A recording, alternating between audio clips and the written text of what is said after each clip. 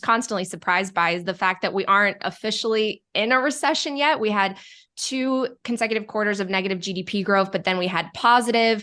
And I know that the service sector is still relatively strong. There's low unemployment, but it certainly feels like we're in the middle of this very significant economic slowdown. So how are we not in a recession? So most of the indicators point that we are like early stage recession or late stage expansion. And so a lot of the leading indicators like, conference board leading indicators, purchasing managers indices, those things are rolling over. Industrial production's rolling over. Inflation adjusted retail sales are rolling over.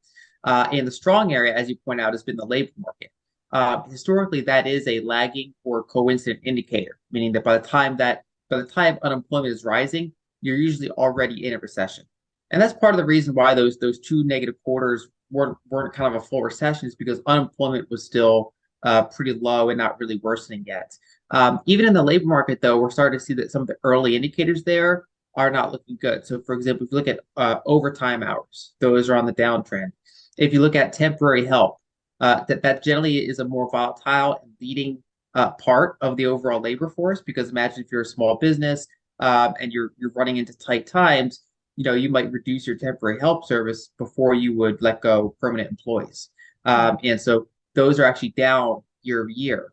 And so basically there are multiple small signs that the labor market's cracking, which combined with all the other indicators, inverted yield curve, contracting PMI, it kind of points towards likely recession.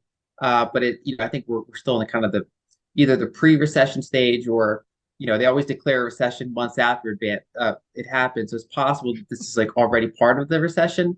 But if it is, we